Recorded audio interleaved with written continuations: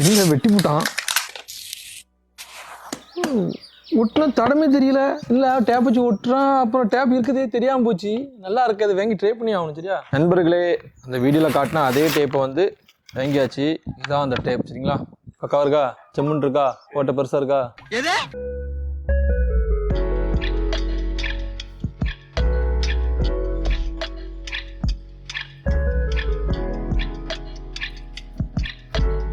Different எதுவும் தெரியுதா?